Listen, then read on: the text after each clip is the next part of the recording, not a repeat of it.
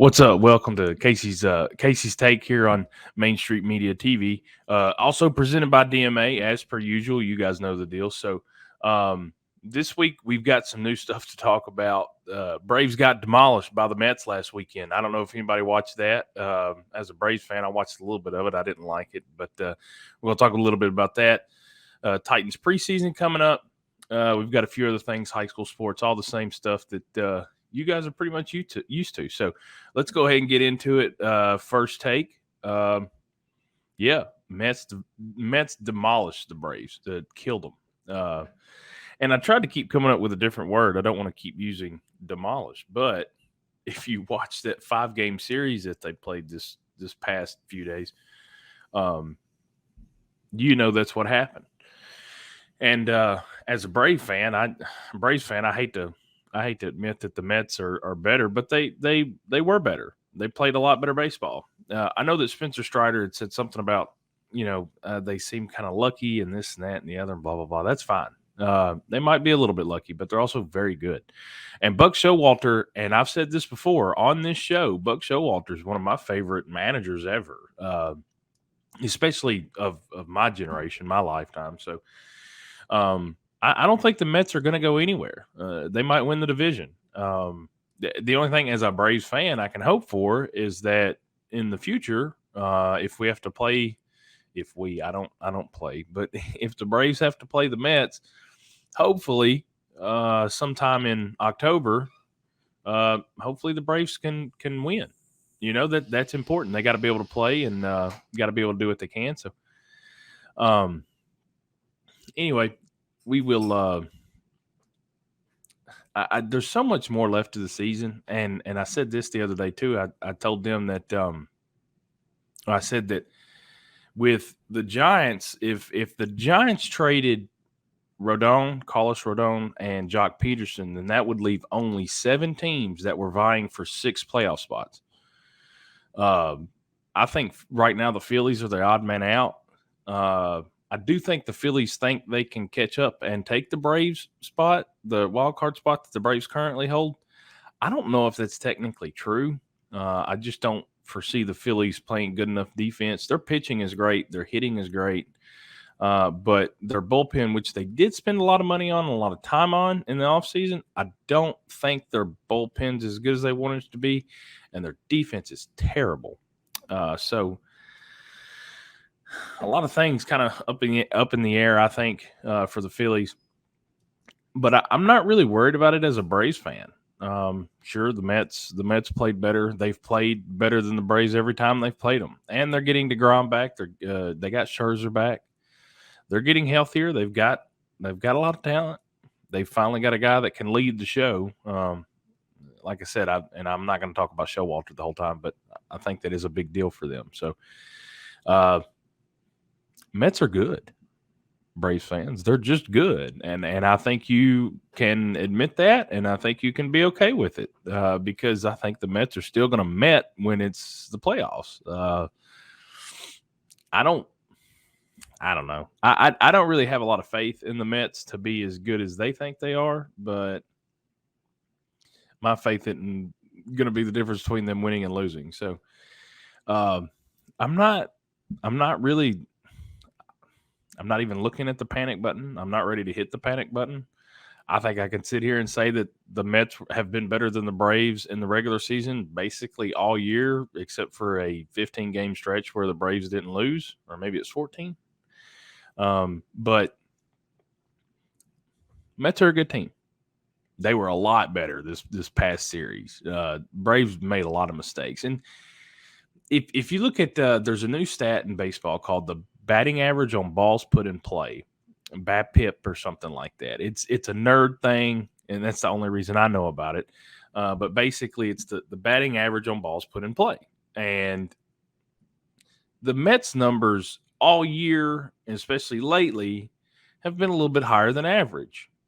And of course, averages, you know how averages work. Anybody that took a middle school math class, we know that there's going to be ebb and flow. Sometimes it's going to be a little bit higher. Sometimes it's going to be a little bit lower, but it always kind of evens out. That's why averages are what they are. The Mets will average back out. Hopefully the Braves will too. Braves got to play better than they did against the Mets. They played pretty good. Well, they played okay last night against the Red Sox. Austin Riley, he's going to win MVP. It may not be this year, but I think if the season ended today, he would definitely win the National League MVP. He's been insane all year. I'm glad the Braves kind of tied him up for 10 years. So, yeah, we had to talk about that. I know you Braves fans don't want to sit here and talk about the Mets and how good they are, and I don't want to do that either. But we had to talk about it. I almost kind of feel like it'd be negligent not to talk about the Braves getting whooped in a 4 out of 5 games in a 5-game. Well, it was a 4-game series, I think, with an extra game added in or rescheduled. But let's see. We're going to go on to the next take. No, we're not. No, we are not. We're going to do my promo read. I'm getting too far ahead of myself. Casey's take, and y'all know this, it's brought to you by DMA and Dr. Anthony Tropiano from DMA Orthopedics. Dr. Anthony Tropiano provides patients with prompt, effective treatment using the best technology available and in a manner that is compassionate and understanding of their needs. Dr. Tropiano is a board-certified orthopedic surgeon. Call 615-441-4522 today. That's 615-441-4522 today. And we're going to go to a break real quick, so y'all stay right with us.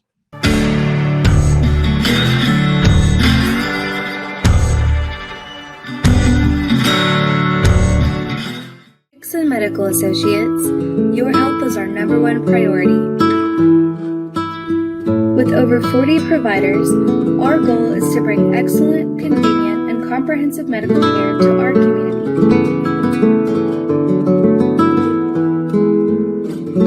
Dixon Medical Associates, a destination for care.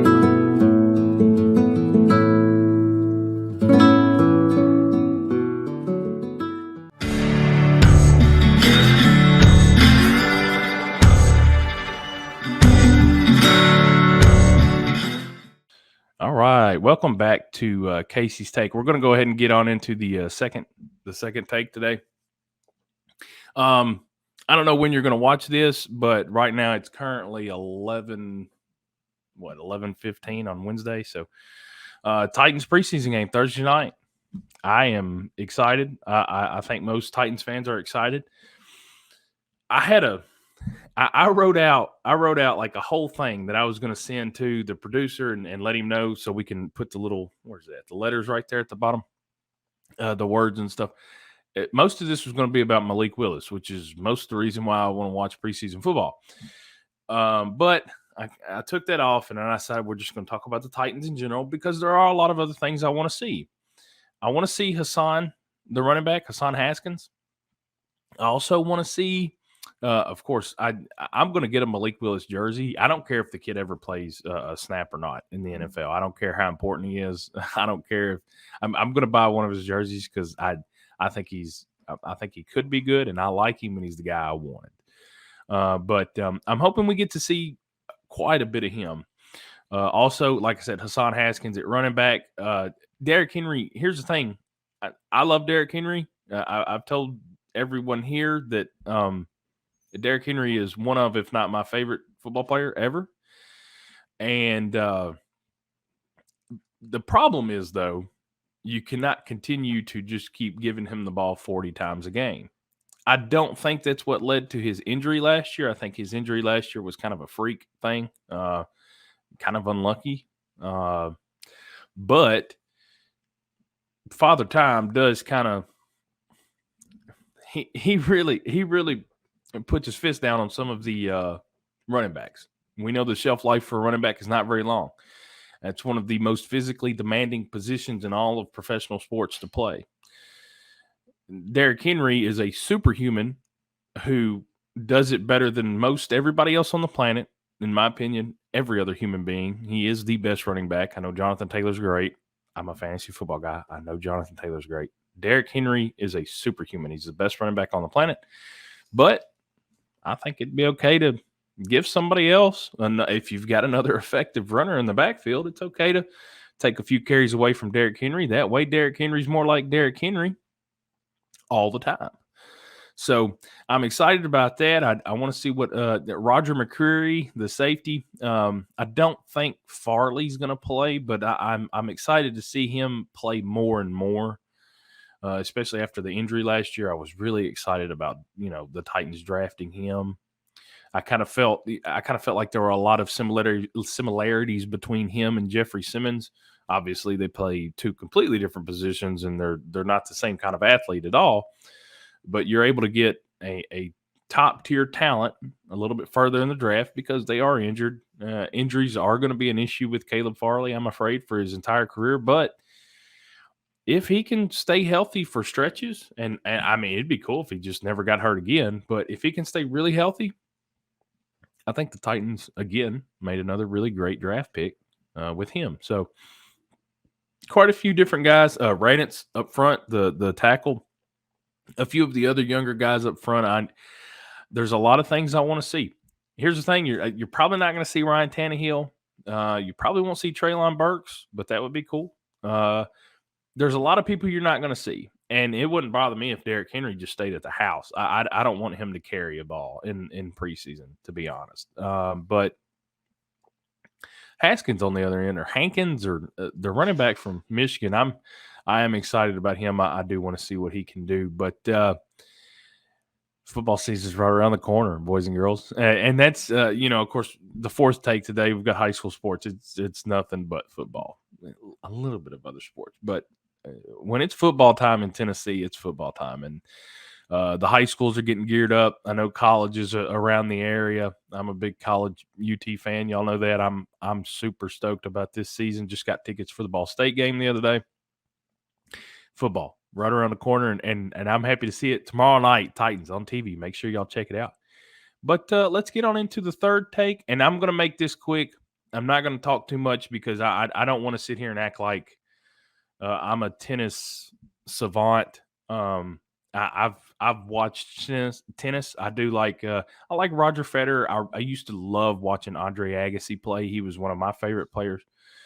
But Serena, which I really thought was awesome. Yesterday I was reading some stuff and I saw some stuff, and she said that she didn't like the word retirement, but she did want to evolve away from the game of tennis. I felt like when you have a once-in-a-generation athlete like that, she deserves to be mentioned on my show. She's never going to see it, but I think she deserves to be mentioned. The greatest female tennis player of all time. And the game's going to hate to see her go. I think it would be good for tennis as a whole and good for some of the people in the game if she stays around and maybe plays a few like celebrity tournaments here and there. I think it'd be great to keep her in the game. Definitely do some booth work if she wants to do that. We know she's incredibly intelligent. She's great with a microphone. I think she'd be really fun to listen to for a tennis broadcast. But again, that's up to her. But she definitely deserves her segment. She is one of the greatest female athletes of all time, probably. And in my opinion, the best female tennis player of all time. But like I said, I'm not a tennis guy. So any of you that don't agree with me, you can sit here and argue with me. That's fine. I can actually hear you arguing right now. That's not true. I don't listen to you anyway. But yep, I did just want to bring up Serena real quick. I felt that was important to me. I wanted to say that, but she's going to step away from the game. I'm sorry. Y'all keep hearing people walking through my house. I told them I was doing a show, and you can't tell by how upset I am with my face, but I'm going to go scream at people for a few minutes as soon as we're done with this show. And I'm being legitimately honest right now. I am very upset. But we're gonna finish the third take right there. We're gonna go to a short break. Y'all give me a minute to let my blood boil down, and then we're gonna come back. We're gonna talk a little bit of high school sports. So stay with us.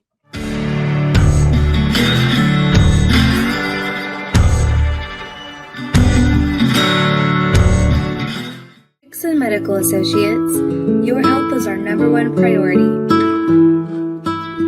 With over 40 providers, our goal is to bring excellent, convenient, and comprehensive medical care to our community.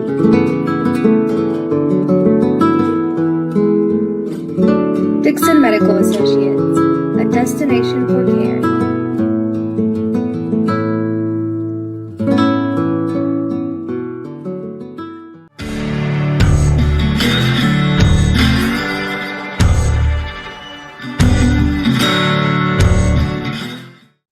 All right. Thanks for sticking with us at Casey's Take. Casey's Take, of course, brought to you by DMA Orthopedics and Dr. Anthony Tropiano. Dr. Anthony Tropiano provides patients with prompt, effective medical treatment using the best technology available and in a manner that is compassionate and understanding of their needs. Dr. Tropiano is a board-certified orthopedic surgeon. Call 615-441-4522 today. That's 615-441-4522. Thank you very much. We love the DMA reads around here. I'm getting better at them. I guess I need to just memorize it. That way I can just kind of push it out, without having to read it. I still have to read parts of it because there's a lot of information right here on my screen. I've actually have my phone sitting up looking at me. It's got all the information, timelines and stuff.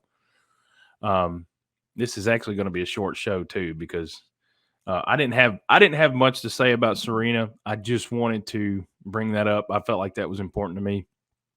The Titans football and Braves baseball is the stuff that we usually always talk about, and that's what I wanted to talk about, and that's what I spent most of the time talking about. But we've got quite a bit to talk about with the high school sports. And I lied a minute ago. I brought up, I said it was mostly going to be football. It is mostly football because, of course, football starts not this Friday, but next Friday. But of course, we got volleyball, we got soccer, golf's going right now. Whew. Oh, that was probably really loud. I just blew into the microphone. Sorry. I know everybody's excited for football around here. Of course, especially in Dixon County, Jeff Tomlinson, the new head football coach, he's kind of revitalized the program so far. I think a lot of people are really excited about what he's going to be capable of as far as rebuilding the program. Of course, most of you know I graduated there, high school in 2010. So I would definitely love to see Jeff, Coach Tomlinson, get off to a good start on the hill, and I would love to see. I would love to see him be able to get Dixon back into playoff contention, and quite honestly, I'd love to see Dixon be good again. So some of the kids here in this town don't feel like they need to go to other schools. Now, I'm never going to tell a parent what to do with their kid, and this isn't directed at the parents. But I do know sometimes there are children here in this town that wind up going to other schools, and I can't blame them because of the past conditions at the school. I know sometimes it has not been favorable. It hasn't been good sometimes. And I don't blame kids that did make the decision to go somewhere else because they were doing it. And it was the best thing for their future. It was the best decision for them, and I don't blame them. But I'd like to see Dixon County get to the point where it's no longer the best thing for them to leave. I'd like to see Dixon County really start to succeed on the football field, academically, everywhere else in sports. That'd be great. It'd be great for this town. Creekwood had a down year last year, but other than that, the past few seasons they've been really good. And I think last year you could kind of tell that they had a brand new quarterback. They had, I don't want to say brand new, but they had a young man that didn't have quite as much experience at quarterback. They had lost quite a bit of talent all around the field. They did also play a pretty tough schedule.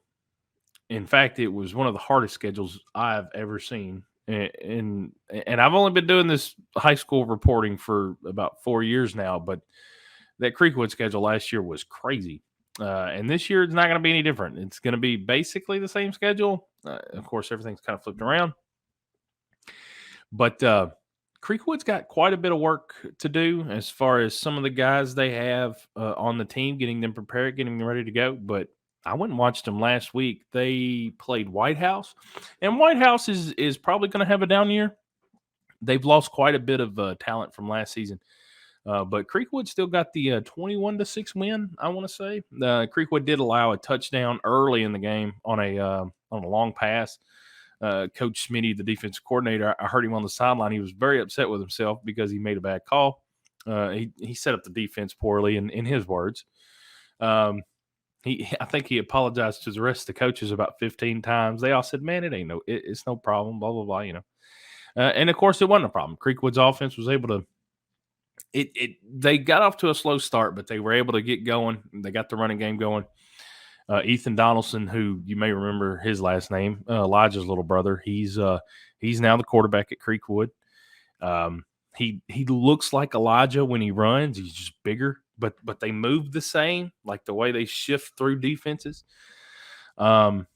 He's got a lot to learn. Ethan Donaldson's got a lot to learn at the quarterback position, but he's got a lot of physical tools, and I think he's got a really great coaching staff around him that can help him learn. So, the defense was nasty though. Creekwood defense, it was really nasty, and they were flying around the ball. They were really hard to block up front. So I'm really excited to see Creekwood hopefully get back to winning football this year. I think anybody in this town would tell you that they would love to watch a Dixon Creekwood game that is full of excitement and two really good football teams. And quite frankly, that has not been the case over the past 12 years now. Sometimes both teams have been very good. Sometimes one of the teams has not been very good. So it'd be cool if we could kind of get a shift here in Dixon and get football back to where it should be for both schools. That'd be great for me. Of course, it's good for business because if the football teams are good, y'all want to read my stuff more. So and of course, I coached the bowling team at Creekwood. I graduated from Dixon. I live here in town. Both of these schools mean a lot to me. I would love to see them both do well. But out at Cheatham, we've got Harpeth coach Doug Loop. I like the young quarterback they got, a junior Hayden Penrod, lefty. He was really good when he was healthy last year.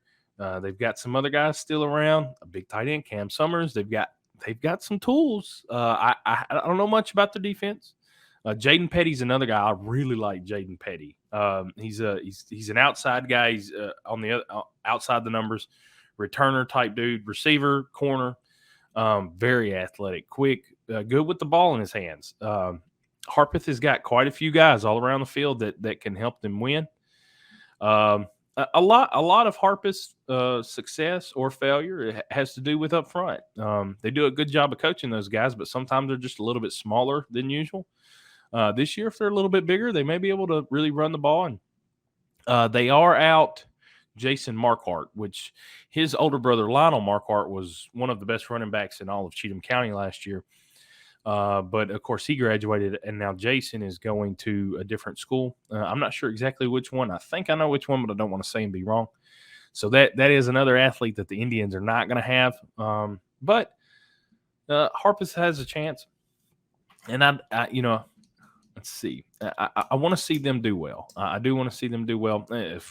I want to see all these teams do well. It's really cool because, I'd love to go to Chattanooga or wherever it is this year where they're going to have state, titles.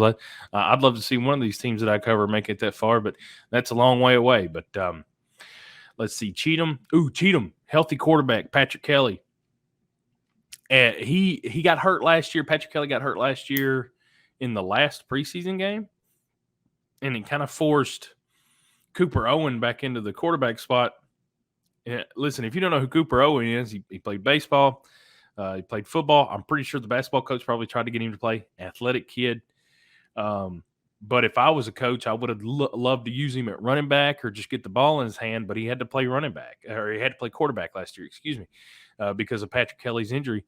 This year, Patrick Kelly's going to be healthy. They no longer have Cooper Owen, but they do have some other athletes all over the field. Those guys, they might end up being really, really fun to watch. I want to see he's a big kid. He stands in the pocket. He looks like a really prototypical quarterback. He's got some athleticism to him, but I want to see him toss the ball around, and if Cheatham's got a healthy quarterback, I think they might do quite a bit more throwing of the ball. I know last year they just ran it a lot, and that's Cooper Owen. If you have an athlete like that, you want him to run. So going to be exciting to see what those guys can do.